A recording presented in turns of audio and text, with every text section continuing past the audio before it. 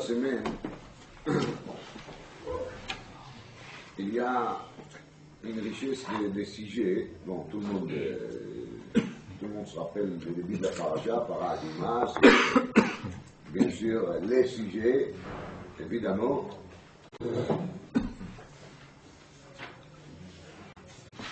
Et le sujet de Paradigma, il prend bien une partie importante. Suite à cela, on passe aux sujets qui ont, dans le regard superficiel, on a des moins de clarté, ou je dirais de plus en plus de mal à voir quel est le rapport. Après Paradigma, on passe à la décès de Myriam. Suite à cela, histoire d'eau.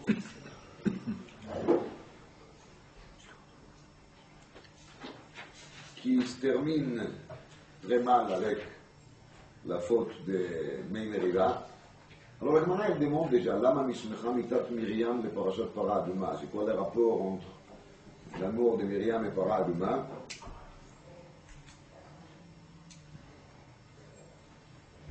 Et la Gemara dit là-dessus un teroutz qui est certainement très bon, hein? La Gemara n'a pas besoin des accords, que ללמד חסרים nous enseigner כשם שפרדומה מחפרת, כך מיתת צדיקים מחפרת. Il y a une notion de kapara, de מיתת צדיקים.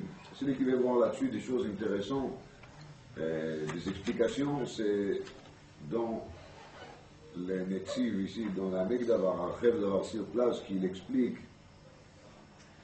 Il y a d'autres corbanotes quand même dans la Torah. Alors, Machal, on pourrait écrire après Korban Khatat, le décès de Myriam. Ma Korban Khatat mechaper, ap mitat tzadikim mechaberet. Yesh Korban Hasham. Quand on parle de kapara, si je vous demanderais, quelle est la kapara classique? Je crois qu'une personne il va sauter dire ah, Paradigma. C'est vraiment pas les mechaper qui nous sautent comme ça dans l'idée dès qu'on demande c'est quoi kapara. Rabbi Netziv, il explique ceci. Alors on parle de cette histoire très gênante des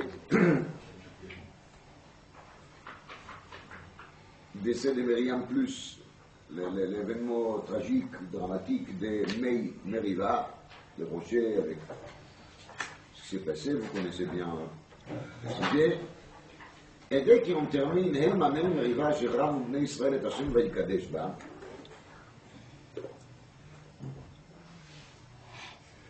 une fois que cette histoire des rochers avec de l'eau, avec les coups des bâtons, etc., il se termine, וישלח משה מלאכים מקדש אל מלך אדום, שהוא הרביעי, זה פרק כ' פסוק י"ד, וישלח משה מלאכים מקדש אל מלך אדום. כה אמר אחיך ישראל, אתה ידעת את כל התלאה אשר מצאתנו, וירדו אבותינו מצרימה, ויראו, ונצעק אל השם, וישמע קולנו, וישלח מלאך, ויוציאנו ממצרים, והנה אנחנו בקדש, עיר קצה גבולך. On est là, on est à Kadesh. Un résumé de la Gada chez le Pesach, qui Moshe Rabbeinu, il envoie Bnei Edom. Donc ça, on est même peu dans l'ambiance de l'Ela Seder. Je raconte, on a déjeuné, on est élevé, sauf on est dehors, au Hachem, on est là. Tu es certainement content, Edom, non? נעברנה בארצך, לא נעבור בשדה ובחרם ולא נשתה מי ואר, דרך המלך נלך, לא ניטה ימין ושמאל, עד אשר נעבור גבולך. cherche à traverser la terre d'Édom, je ne vais pas déranger, on ne va pas écraser des champs, on ne va pas faire des mal. ויאמר אליו אדום, לא תעבור בי. On n'est pas d'accord.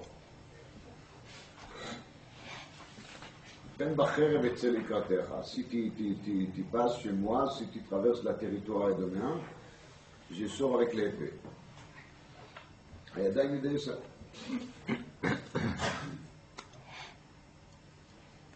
ויאמרו אליו בני ישראל, במסילה נעלה. והיא מימך נשתה אני ומקנאי ונתתי מכרם.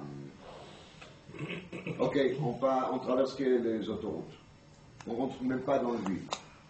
C'est les choses qu'on risque d'avoir besoin, ce sont de l'eau. On va payer pour l'eau. Très, très intéressant. je parle de la mécanisme de la discussion.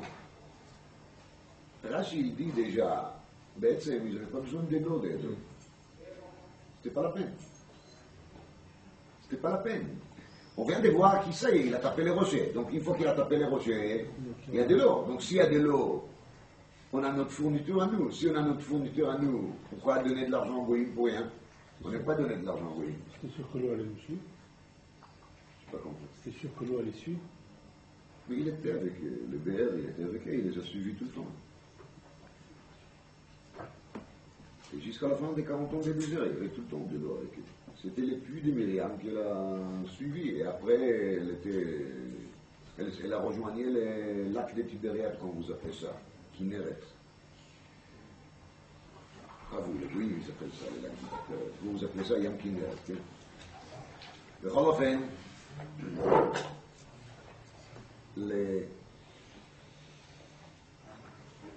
la question, elle préoccupe déjà Chazal. Chazal répond là-dessus dans le Midrash, c'est des références. Tu arrives quelque part, tu es dans une ville, même si tu as de la nourriture avec toi, tu as amené des boîtes de conserve, mais il faut faire plaisir à la personne chez qui tu es, alors tu achètes chez lui quelque chose. Donc même si tu as quoi manger, tu vas acheter chez lui un peu de nourriture, et comme ça, hein, la personne il va profiter. Comme ça, il sera famille.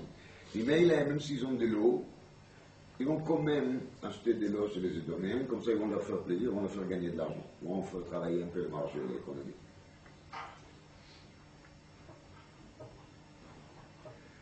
Vayomer lo ta'avor. Il dit Edom, tu ne traverseras pas. Vayetze Edom likrato be'am kaved ou biyad chazaka. Et Edom il sort be'am kaved, ça veut dire beaucoup de gens, ou biyad chazaka avec les bras forts, donc ils se préparent pour faire vraiment la guerre. Ayadayim yedei Esav.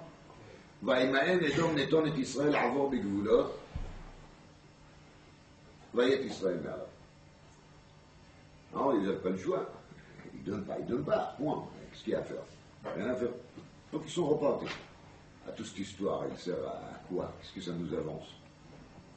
Bon, on a appris maintenant que quand on se trouve chez quelqu'un, il faut acheter des choses chez lui. Très bien. C'est utile, je ne dis pas que non.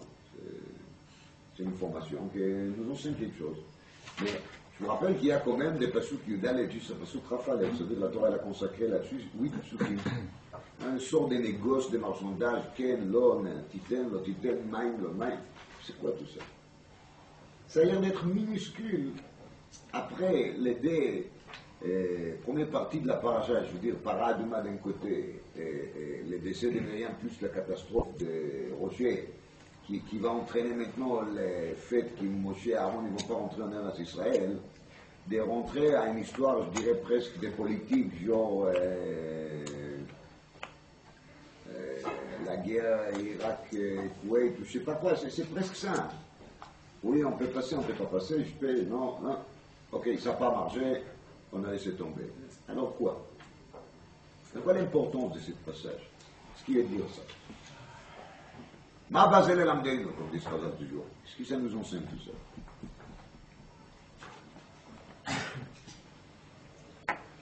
Suite à cela, on parle des décès d'Aaron.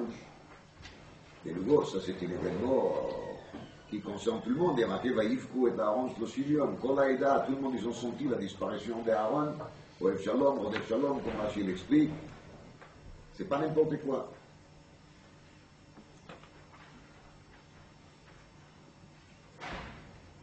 Après, il y a de nouveau une guerre avec Amalek. Après le décès d'Aaron. Il y a marqué Knani, mais ça c'est la version officielle. En vérité, c'était des Rachis, des Amalécites qui s'est déguisés au Knani. Ils ont fait ça qu'ils ont fait. Et ensuite, il y a d'autres sujets, mais je préfère m'arrêter ici.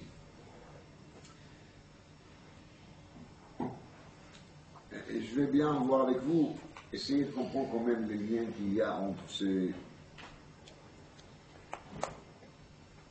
passages de la paracha.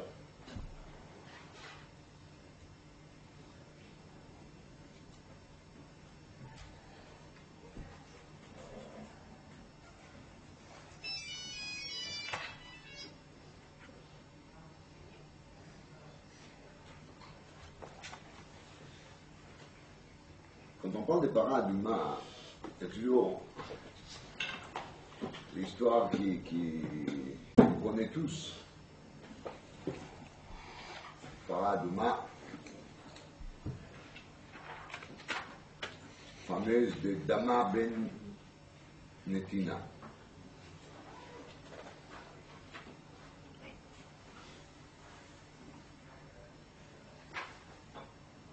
Dama ben Netina, שאלו את רבי אלעזר עד היכן כיבוד אביהם. אמר להם, צאו מעשה עובד כוכבים אחד לאביו באשקלון ודמה בן נתינה שמו. פעם אחת ביקשו ממנו אבנים לאפוד. ב-60 ריבו. 60 ריבו שכר. אף כאן עמדתי ב-80 ריבו. Donc 60 ribo, ribo c'est 10 000. 60 fois 10 000, ça fait 600 000. Je sais pas. Et Rav Kahana il dit 80 ribo, 80 fois 10 000. Alors là il y a deux versions. Khofen c'est beaucoup d'argent. הלוואי עלינו ועליכם ועל כל ישראל. והיו מפתחות מונחות תחת מראשותיו של אביו. Les clés se trouvent en dessous de la tête de son père. Velo tsiaro. Il n'a pas dérangé.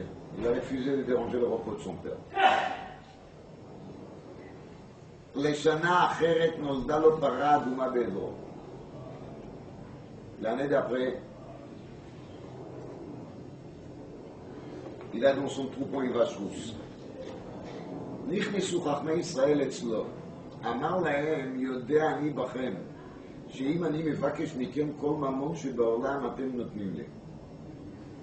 עכשיו, אין לי מבקש מכם אלא אותו ממון שהפסדתי בשביל הבא. On dit Dama ben Netina, je sais que vous êtes des obsédés de la vache rousse, c'est difficile à l'obtenir, même si je vais vous demander beaucoup d'argent, vous allez me le donner, mais quand même, je ne fais pas ça, je vous demande juste ça que j'ai perdu, entre guillemets, à cause du Kibbout Av. Ouais. C'est connu, il y a un vort qui dit au nom de Baal Chesed HaChoshen, qui je crois que je l'ai répété ici déjà une fois, je vais le redire, ça vaut le coup de réécouter. Pourquoi juste pour Kibbout Avem, on a récompensé Dama ben Netina avec Para Aduma, et pourquoi quand on cherche Adeichan Kibbout Avem, on cherche un exemple de Kibbout Avem, on n'a pas trouvé un autre sauf le Goy Dama ben Netina. Dit les Baal Chesed HaChoshen, Kibbout Avem c'est une mitzvah sikhlit, ça veut dire c'est une mitzvah logique. Nos parents nous amenaient au monde, ils s'occupaient beaucoup de nous, ils ont fait tout ce qu'ils pouvaient faire pour qu'on va être élevés dans les meilleures conditions. Si les parents ils sont raisonnables, bien sûr. Alors on leur doit. Ça veut dire que Kibbout Avem c'est une mitzvah logique. Celui qui ne respecte pas ses parents, il est vraiment pourri. Alors à Deichan Kibbout Avem, ça on peut apprendre des goïms. Mais les Israéliens sont beaucoup plus forts que cela. Et ils vont faire tout pour une mitzvah qui ne comprend rien. Quelle mitzvah? Para Aduma. C'est le top de la non-compréhension, de l'incompréhension. Même Shlomo HaMelech, il a témoigné sur soi-même. Amarti Erkema ve'ir rechoka mimeni. Je me considérais comme Chacham et je trouve, בסופו של דבר, qui c'est loin de moi.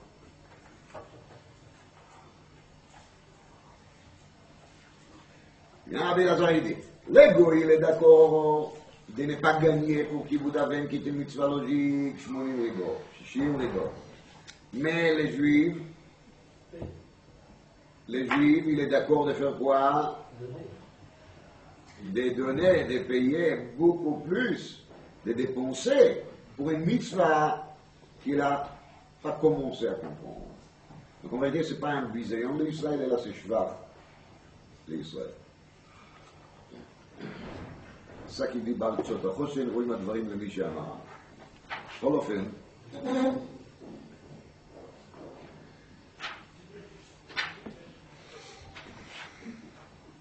il faut savoir que l'ignan de Mei Meriva, histoire de rocher, et Moshe Rabbeinu, Inyan Satou,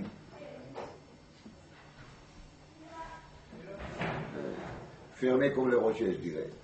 J'ai dit tous les gens presque qui dans leur Achaïm Akadosh, il amène là-dessus 10 ou 15 pérouchim, des rishonim, des kadmonim, quel était bidiouk les problèmes de Meim Riva, de ce rocher tapé, les pauvres. Et il ajoute là-dessus après un pérouchel.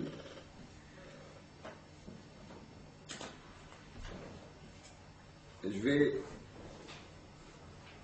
partager avec vous un enseignement qui est marqué dans le Sefer Or Torah. Le Sefer Or Torah, c'est un Sefer qui est écrit par Rabbi Yitzchok Isaac Haver, comme un commentaire, c'est un Sefer qui s'appelle Ma'alot HaTorah. Sefer Ma'alot HaTorah, c'est un livre qui, quand on le lit, ça nous donne envie d'étudier. Ma'alot HaTorah, le niveau de la Torah, niveau en pluriel, comme on va.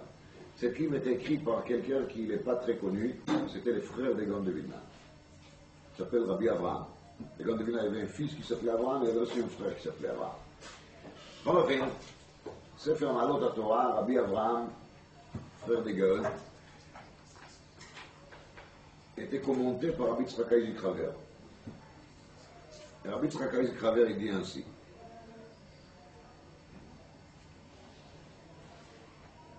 Je ne vais pas vous lire l'ensemble des textes parce que c'est long et ça demande des explications longues, mais quelques phrases. עיקר גלות הזה,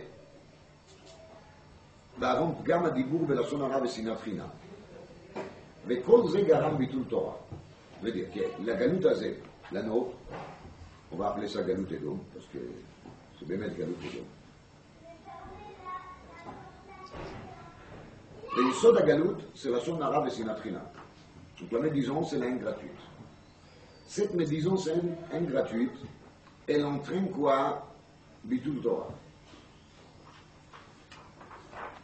Parce que les sources de la source, la racine de tous les problèmes, c'est toujours Bitul Torah. Dès qu'on s'éloigne de la Torah, on fait quelque bêtise. Et la Shonara, c'est la vera qui se trouve en parallèle avec l'imoud de Torah. Parce que la personne, il se sert de la bouche qui devait parler du vrai Torah. C'est pour ça qu'il dit la Gemara, Maïta Kantei, ça veut dire c'est quoi la Takana, qu'est-ce qu'il doit faire pour corriger celui qui a parlé la Shonara. Il y a Sot Torah. Chez les morts, on appelle la Shon Etzraïm. Ça veut dire la guérison de la Shon, c'est quoi? C'est Etzraïm. Etzraïm, la Machazekimba, c'est l'étude de la Torah. Mais là, il vient Rabbi Yitzchak Isaac Haver et il dit והגלות הזה הוא בא על ידי שגרמו ישראל למשה לחטוא בסלע בדיבור על שלא דיבר אל הסלע. לשורש de notre galoute, si vous voulez savoir pourquoi est-ce qu'on est aujourd'hui bégaloute, c'est justement parce que Moshe il n'a pas pu parler avec les sel. Et pourquoi il n'a pas pu? Parce que les Israël étaient tous en face de lui. Ils ont crié, ils l'ont mis hors de lui. Il s'est mis en colère, comme on voit d'après sa madriga. Il ne s'agit pas de colère humain simple comme nous on se met en colère, hein, c'est loin de là. À cause de la pression de l'assemblée des Bnei Israël, Moshe Rabbeinu n'a pas pu supporter cette pression, et à la place de parler, qu'est-ce qu'il a fait? Il a tapé. Et bien, c'est marqué dans le Midrash qu'il est dit beau, il a dit à Moshe Rabbeinu, il dit Bartem el Asela. C'était de faire un chiour à côté de cette selle. On s'est marqué dans le Midrash, Shne alav perek echad o halacha achat. Shne alav perek echad o halacha achat. C'est-à-dire, Akadosh Baruch Hu, il a dit à Moshe, tu vas te placer à côté de cette rocher et tu vas dire au Bnei Israël un chiour. D'ailleurs, je vais vous dire un vote qui est marqué dans le Sefer Panim Yafot, c'est le Rebbe de Khatam Sofer. Pinchas Horowitz. Il a écrit aussi un livre très connu sur Ketubot qui s'appelle Afla'a, un deuxième sur Kiddushin qui s'appelle Amakne. Le Khatam Sofer, il a appris chez lui quand il était jeune parce qu'il était rave à Francfort. Et le Panim Yafot, il dit comme ça, quand Akadosh Baruch Hu, il dit à Moshe Rabbeinu qu'il faut qu'il fasse shiur à côté de celle, à Moshe lui a dit, je suis Be'avelut, parce qu'il y a Myriam qui a décédé. Avel, la source de l'Ivrei Torah. L'avel, il n'a pas le droit de parler d'Ivrei Torah. Il a répondu à Kadosh Baruch Hu, Perek Echad ou Halacha Achat. Ça veut dire que tu peux les enseigner Perek Shlishi sur le Moed Katan et le Megalchim. Troisième Perek de Moed Katan, il parle justement de la loi des Dei. Et ça, même un endeuillé, il a le droit d'étudier, comme c'est marqué dans le Tisha B'Av, qu'on a le droit d'étudier ça à Tisha B'Av. C'est ça, Perek Echad ou Halacha Achat. C'est-à-dire, tu peux te choisir des sujets qui même un endeuillé, il peut le faire. Fermeture des parenthèses. Dit Rabbi Yitzhak Isaac Haver, Be'etzem, on va, et ça se répète, même dans la Gemara, et c'est encore plus commenté dans les Zohar, quelques reprises, qui est souvent, quand la Torah parle des Maïm, égale Torah. Vous vous rappelez, lמשל, qu'il est dit qu'il faut lire la Torah Sheini, Chamishi, Minche Beshabbat, la Gemara, elle est tire dans Baba Kama, ויהיו בני ישראל 3 ימים במדבר ולא מצאו מים. Ils ont marché dans 3 jours, ils n'ont pas trouvé de l'eau. Donc on a fait la takana de Kriyat Torah, Sheni v'Chamishi, Minche v'Shabbat, comme ça il n'y aura pas 3 jours justement sans lecture de Torah.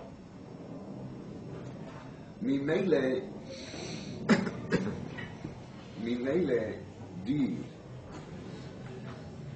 les Zohar HaKadosh qui compte, on a parlé ici des Dibour Asela, c'est la même chose. Pour qu'il ait cela, il va sortir de l'eau, on va enseigner la Torah, et la Torah va commencer à couler. C'est-à-dire, en vérité, je pense qu'il faut le commenter pour simplifier un peu. Ainsi. Dans le monde, il y a de l'eau, et dans le monde, il y a des Torahs. Ces deux-là, ils sont liés. L'eau, c'est la chose qui donne tout, en vérité. Dès qu'il n'y a pas d'eau, il n'y a rien. Il n'y a rien qui pousse, les gens ils meurent de soif, il n'y a pas d'humidité, il n'y a plus rien. Quand il y a de l'eau, on peut avancer. Quand il n'y a pas d'eau, on est bloqué carrément. C'est-à-dire, tu peux te trouver sur la meilleure terre, d'accord? Point de vue paysan, je parle maintenant agriculteur, tu peux avoir tout ce qu'il te faut, si tu n'as pas de l'eau, tu n'as rien du tout. L'eau, c'est la vie. C'est pas pour rien que la Torah appelle l'eau Maïm Chayim. Maïm Chayim. De même, il faut savoir qu'une personne peut tout posséder. S'il n'a pas de Torah, et quand je parle de Torah, c'est dans les sens les plus exigeants. C'est-à-dire que je ne parle pas de respect d'un minimum de mitzvot vital. Je parle de Torah, de l'étude de Torah.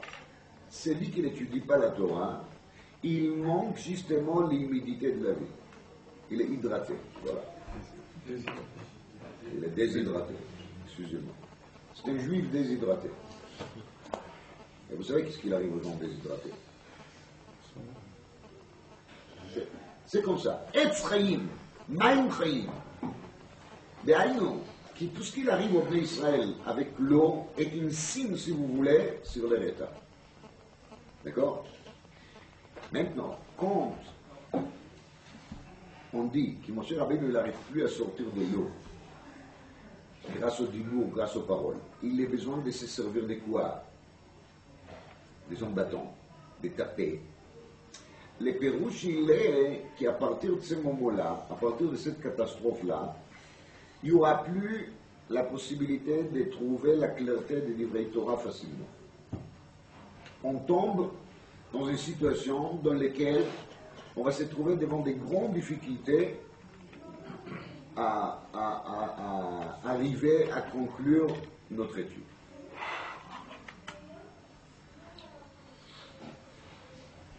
Donc, Moshe Rabbeinu, par le fait qu'il a perdu, entre guillemets, son patience, et il a tapé, il a entraîné tout les clans d'Israël, les dorés d'Orot, dans une matzav dans lequel, pour découvrir la vérité de la Torah, on doit travailler physiquement, c'est une façon de parler, mais on doit se fatiguer, de même que Moshe Rabbeinu s'est fatigué de taper sur les rochers pour arriver à sortir de l'eau de ces rochers. Alors, Nistate Masela, c'est comme ça que ça s'appelle, Nistate Masela. Et Rabbi Yitzhak Isaac Haver, il continue et il dit que c'est ça le pérouche, Velo Yada Ish et Kvurato, ça veut dire que Moshe Rabbeinu il est maintenant enterré, et il est tellement bien enterré, ou tellement mal enterré, qu'on n'arrive plus à communiquer avec sa Neshama parce qu'il est très caché.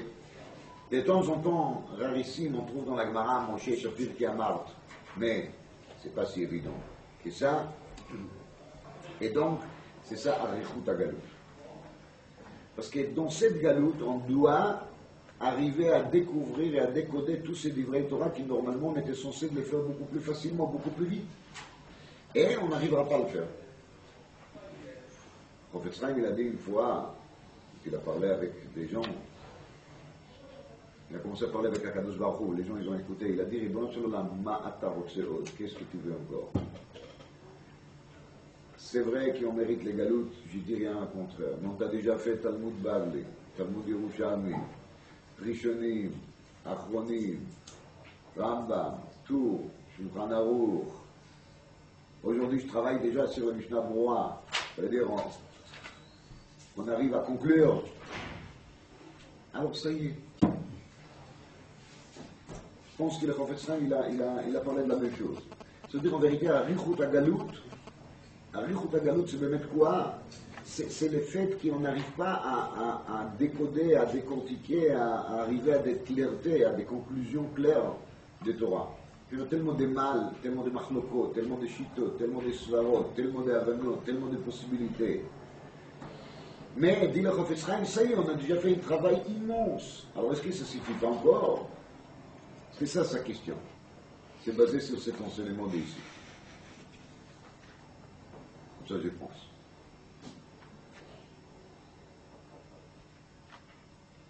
Ensuite, il enchaîne ici, si quelqu'un a les livres, c'est dans la lettre Chafzaim, d'autres, c'est dans la lettre Chavtet. Il explique, Ba'arichut, l'ignan shel mayim, mayim elyonim, mayim tartonim, vous vous rappelez, les arba shenichnessu Pardes.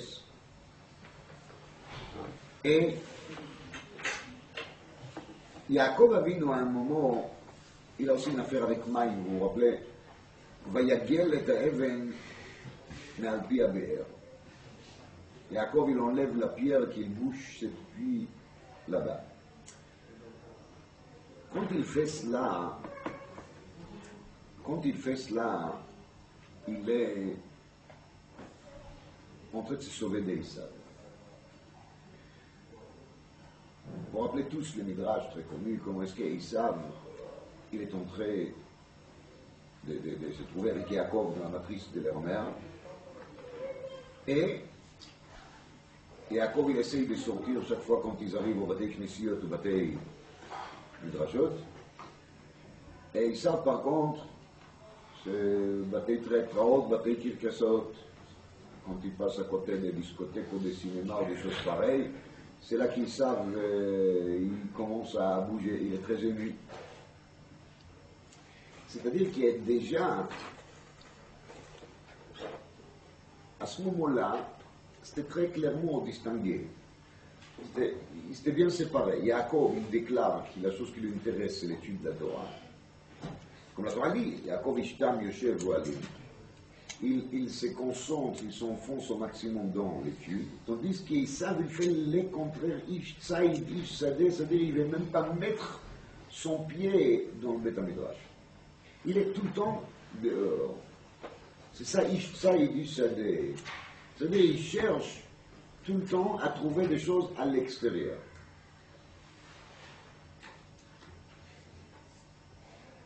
Donc la guerre éternelle entre Yaakov et Esav, c'est qu'Yaakov, il fait le maximum pour se trouver Be'orala sur Torah, et Esav, il fait le maximum pour s'éloigner de Be'orala sur Torah, pour se trouver loin.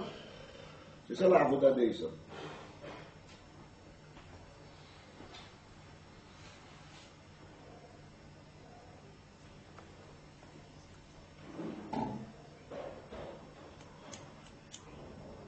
On a dit dans Sanhedrin ainsi.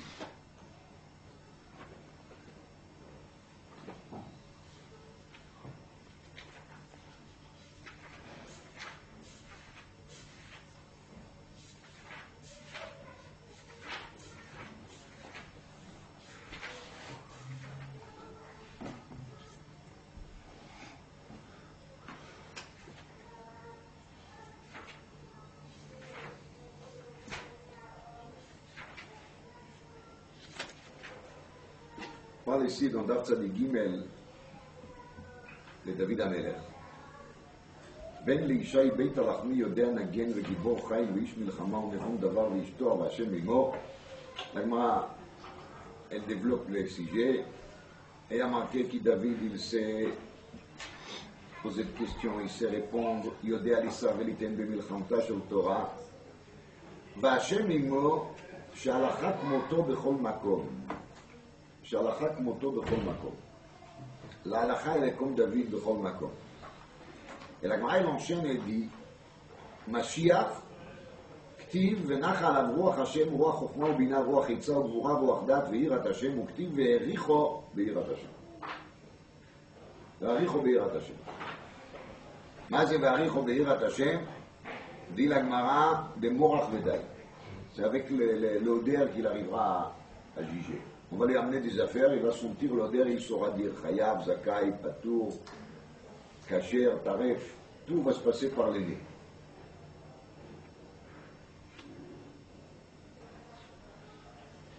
C'est-à-dire qu'il est top de David Ameler, c'est Alachat Moto Bechol Makom. C'est quoi ça? C'est que David, il arrive à trancher l'Alachat toujours bien comme il faut. Autrement dit, la qualité principale de David, elle est justement le fait qu'il arrive à remettre cette perte de Torah, cette disparition de Torah, cette trouble de Torah, cette obscure de Torah, il arrive à la dégager. Quand on se rappelle que quand on parle de David, il y a marqué dans le pasuk Admoni ve'yefei einayim. Admoni ve'yefei einayim. Ça veut dire que David, il est le parallèle opposé de qui? D'Edom. Vaikreu shmo Edom. Vaikreu shmo Edom. Et David, par contre, il est quoi? Admoni ve'yefei einayim. C'est David. Ça veut dire que David, il a aussi ce côté Adom, mais c'est en même temps quoi? Yefei einayim. Avec des beaux yeux. C'est quoi des beaux yeux? Ça n'a pas de sens, Bechlal. Adom, les couleurs rouges, il signifie d'un côté la faute, l'assassinat. Mais Adom, ça signifie aussi la vie. Qui a Adam ou Nefesh, il y a marqué dans les passouk. Alors en vérité, tout dépend. Si la personne, il a vesti les Adom, ça veut dire son sang, pour faire ce qu'ils savent, il fait, alors c'est très grave. Mais si quelqu'un il dit comme David Amelech, Velidi Halal Bekirbi, la Gemara elle est Doresh dans Sanhedrin d'Afkov Zayin, qui David Amelech il a dit, même si vous allez déchirer mon chair, le sang il ne va pas couler. Tellement David il a fait des ta'aniot, tellement il s'est mortifié que son sang il ne coule plus. Donc de même, David Amelech, il est Admoni, mais il est Yefei. Ma Perouche Yefei. C'est marqué dans les Gaon, dans le Pérouche sur les Tikkun et Zohar Kaf. Il y a marqué Yishkon Betach Badad En Yaakov. C'est dans la paracha Balak. En réalité, c'est la paracha de la semaine aussi, parce qu'on a Israël Choulé. Alors, dans la paracha Balak, il y a marqué Yishkon Israël Badad Betach En Yaakov. מה זה En Yaakov? Il dit les Gaon, En Yaakov, Perusho, Shivim Nefesh. Ça c'est Aïn. Aïn c'est Shivim. C'est Aïn. Yishkon Badad En Yaakov, c'est compte les Shivim Nefesh, les descendants de Yaakov, avec lesquels il a descendu en Égypte, ils vont se trouver tous seuls, séparés des Goïms. C'est là qu'ils seront Betach Badad. C'est-à-dire qu'ils vont se trouver dans la certitude quand ils se trouvent tout seuls. Quand est-ce que les Israël ils sont bien? C'est quand ils sont tout seuls. C'est une fête historique, ça veut dire on a bien vu toute la longueur de l'histoire juive. Chaque fois quand on a essayé de s'arranger avec les goïms, d'être comme eux, de parler leur langue, de s'habiller comme eux, de rentrer dans leur civilisation, dans leur culture, et d'essayer de réfléchir comme eux, de raisonner comme eux, ça s'est terminé encore plus mal qu'avant. À la base, je disais, si on ne sera pas tellement différents, ils vont nous haïr moins. Les résultats réels étaient toujours au contraire. Ça a amené que plus des hommes. Betach, c'est Badad En Yaakov. Les Shivim Nefesh, il faut qu'ils se trouvent Badad. Rashi dans Vaïgash, il dit, il y a marqué Shivim Nefesh, il n'y a pas marqué Nefashot. Lama. Parce que les Shivim Nefesh, ils font quoi? Ils font un. Ils font un seul corps.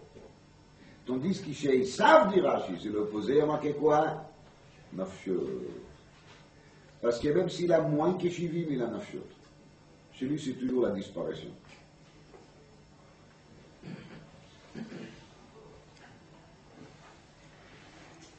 Quand on regarde, de nouveau, c'est un fait historique très intéressant. À partir de quel moment on trouve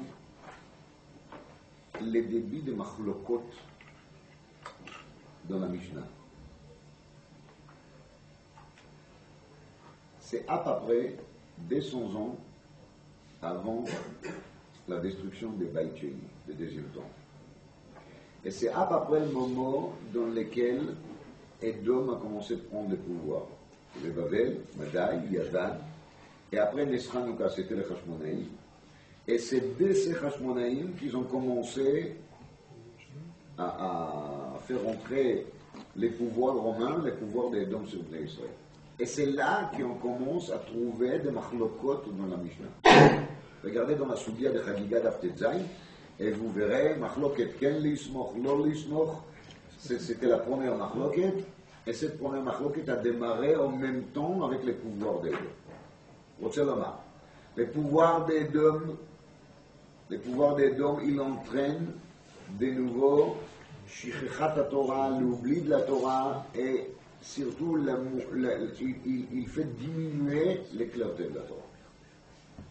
C'est ça la voda d'Edom.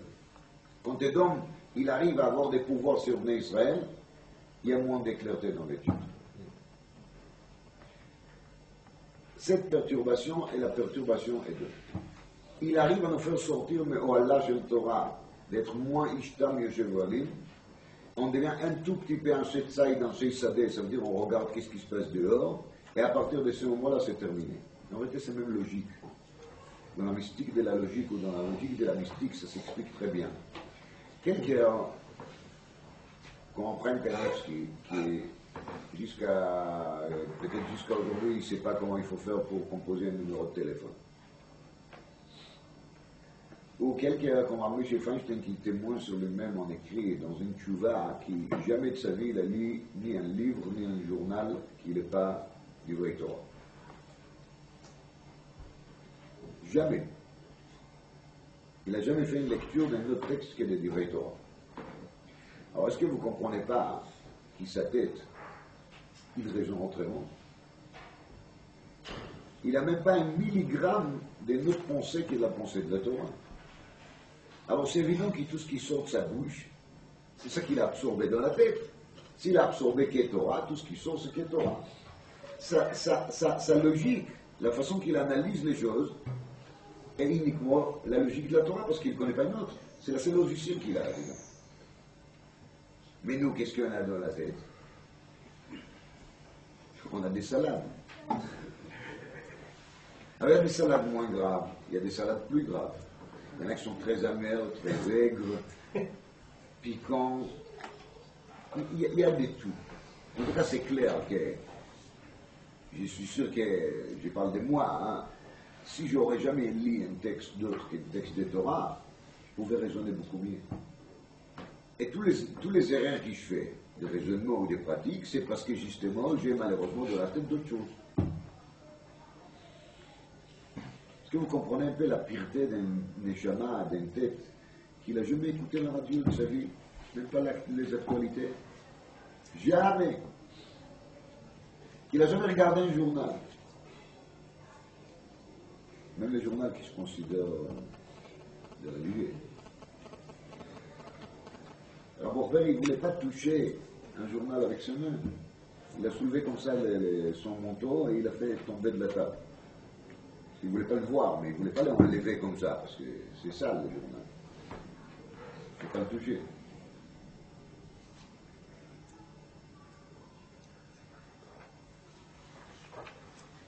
Et le journal, il a trouvé sur la table d'un rat qui l'a rendu visite.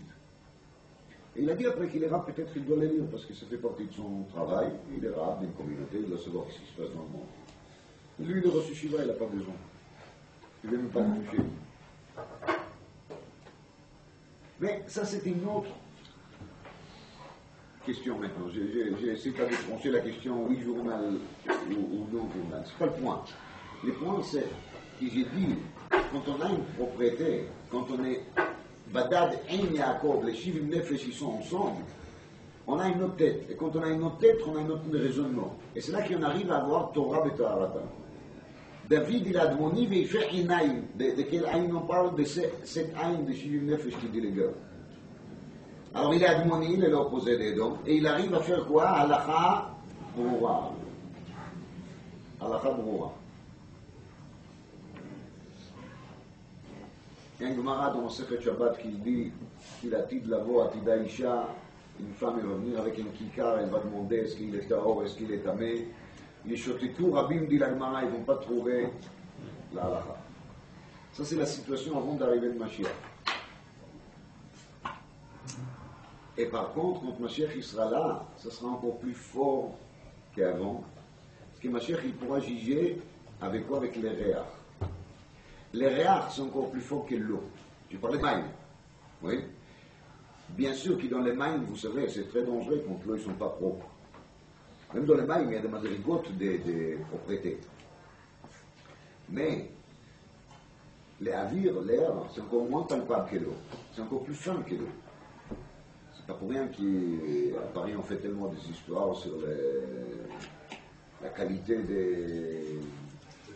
de l'air. Mashiach sera déjà un degré après Maïm, ou au-dessus de Maïm, ou supérieur au Maïm. Lui, il pourra juger déjà d'après quoi? D'après Va'aricho Be'irat Hashem. C'est déjà dans l'air qu'il va sentir les choses. Il n'a même pas besoin d'arriver à quel niveau? Au niveau Maïm. On m'a dit dans Rosh Hashanah d'Afrafei, quand on a fait Kiddush à Chodesh, dit la Gemara comme ça. Après, il était Be'ein Tav, c'était le nom de Makom. Veshalach, David Melech Israël Chayil. Il a envoyé le message qu'il a fait Kiddush à Chodesh. C'était difficile à le faire parce que les pouvoirs romains, il n'a pas laissé. Alors, Be'ein Tav, de l'endroit qui s'appelle Ein Tav, il a envoyé le message David Melech Israël Chayil Kayam. Et c'était le signe de quoi? De Kiddush à Chodesh. Donc, on a fait où?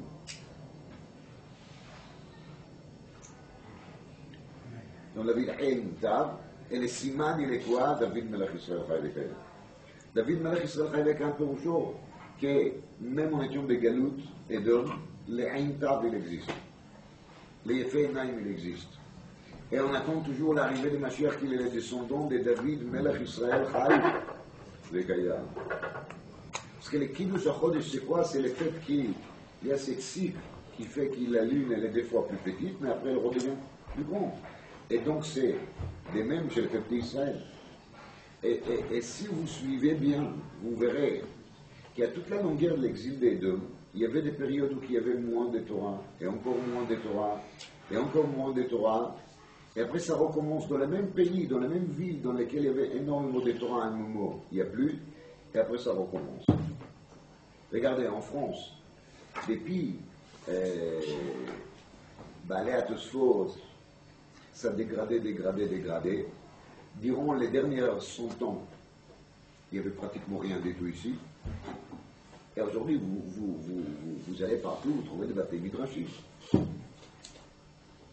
y a un bêta midrash qui paye 10 € par jour aux jeunes qui sont en vacances pour qu'ils viennent étudier. Donc je ne rentre pas aux discussions, c'est bien ou mal. Je dis, c'est afflé va faire.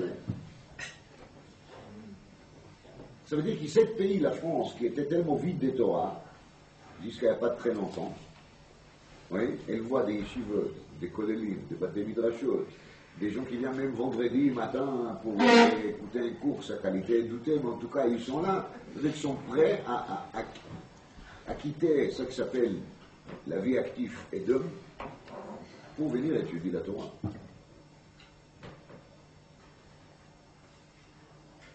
Ça c'est Kiddush HaChodesh, Rabotai. Ça a baissé et ça remonte. Cette Kiddush HaChodesh, il est Kiddush Hashem. Cette Kiddush HaChodesh, c'est Ein Tav. C'est le fait qu'on se réunit ensemble. Et on se trouve ensemble. Dans quel but? Dans le but de David Melech Israël Chayil Kayam. plus qu'on approfondit les limoud, et plus qu'on étudie encore une heure, la Torah devient de plus en plus claire. Et on fait approcher l'arrivée de Mashiach. Je dis pas que c'est pour ça qu'il faut étudier la Torah. Il faut étudier la Torah parce qu'il faut étudier la Torah. Point. Mais on sait qu'il s'appelle aussi approcher l'arrivée de Mashiach.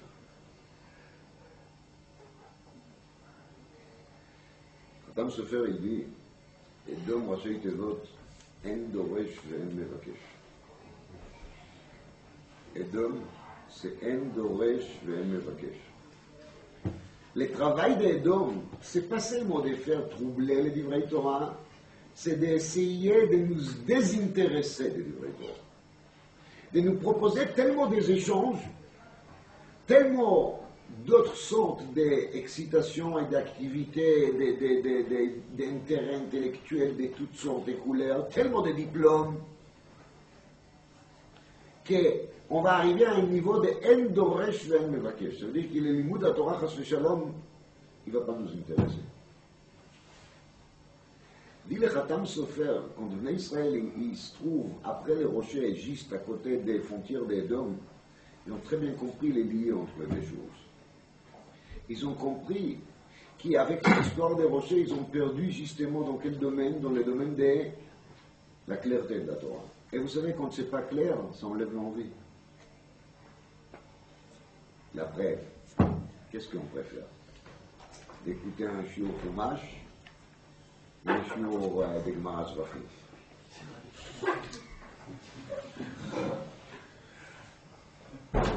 Qu'est-ce qu'on préfère? De se fatiguer sur la marcha ou d'étudier comme ça un peu de Mishnah Berurah gentiment? Je ne vous demande pas de me répondre. Chacun va chercher la réponse chez lui. C'est marqué dans la paracha Zot Chukat HaTorah Adam Ki Yamut Be'oel. Meimit Atzmo Be'ohala Shel Torah. C'est ça Chukat HaTorah. Para Adouma. Adouma. La para Adouma, elle signifie quoi? Elle signifie la mort. La mort qui est le contraire de quoi? De Etz Chaim. La faute d'Adam Arishon, qui est l'éloignement justement de Etz Chaim. Et quand on brûle la para Adouma, qui signifie les quoi? Adom. Maintenant je ne rentre pas en discussion pourquoi para en féminin, pas par, mais c'est l'Adom qui compte, c'est clair. C'est l'Adom qui compte. C'est ça le point. C'est les couleurs rouges. C'est ça qui fait la chose.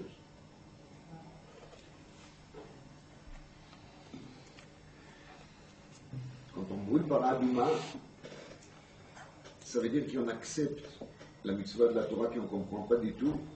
C'est ça qui s'appelle Meimit Atzmo Be'oel. Ça veut dire que je ne cherche pas à demander, alors, cette Gemara-là, elle me concerne, je suis Kohen? Non. Alors, j'ai rien à faire avec Masechet Zvarim.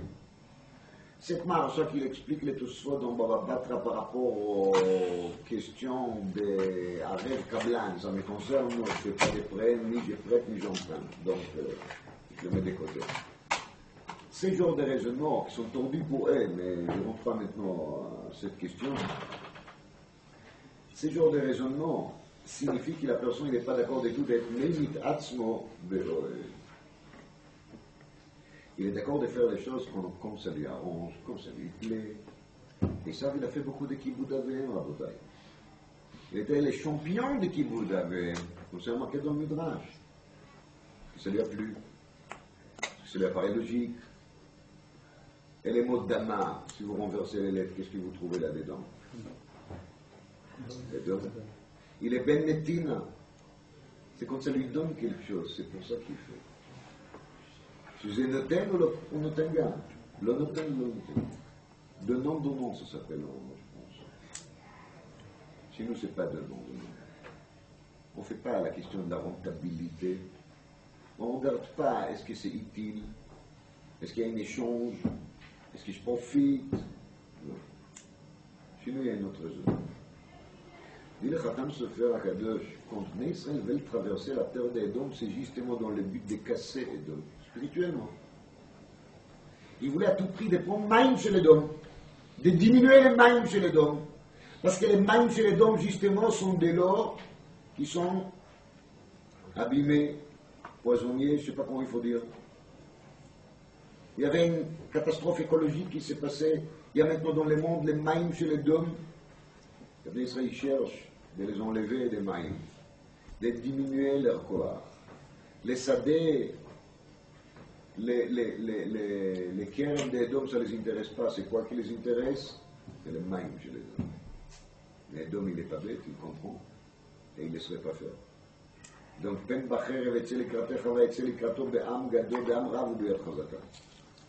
Ils n'acceptent pas de chum au fait qu'il ne Israël passe ici. Parce qu'Edom, il veut justement que les Galoutes va se prolonger. Ayoït s'est misé avec Kitsur, qui en vérité, le lien, il est très fort. Parce que Bnei Israël, justement après la catastrophe de Roger, ils ont compris que maintenant, la chose qui arrive, c'est vraiment une catastrophe. C'est une exil très longue qui va durer énormément de temps, parce que justement, il y a Koach et Isav, Koach et Edom, qui est le Midgaber, et il va rabaisser grave la clarté de la Torah. On a besoin des bâtons. C'est pour ça qu'ils essayent tout de suite de faire quoi? D'aller à la territoire d'Edom, et de faire ça qu'il faut faire là-bas, pour essayer de diminuer au maximum les corps d'Edom. Et peut-être, ils pourront garder avec eux les corps de Moshe Rabbeinu. Peut-être Yedaï chez Kouratov. Et peut-être, l'exil va durer quelques centaines d'années de moins. Mais Edom, il ne laisse pas. Edom, il lit. Il est toujours d'accord de lutter. Et il faut qu'on sache ça. Et il faut qu'on sache que même si les Édoméens, ils nous paraissent d'être gentils et polis, et ils nous accueillent bien, ils nous donnent toutes les possibilités, tout ça, c'est en vérité Amrav Ve'yad Chazaka. C'est sa façon de les faire pour qu'on va tomber dans leur piège. Mais il faut s'éloigner au maximum. Vayeshev Israël, Badad, Betach, En Yaakov, Shivim, Nefesh. On est entre nous et on n'est pas avec eux. Shivim, c'est aussi Shivim Panim Batorah. C'est ça notre rôle. Nous, on n'a pas le rôle d'avoir Shivim diplôme. Nous, on a le rôle d'avoir Shivim Panim Batorah. C'est pour ça qu'on est là.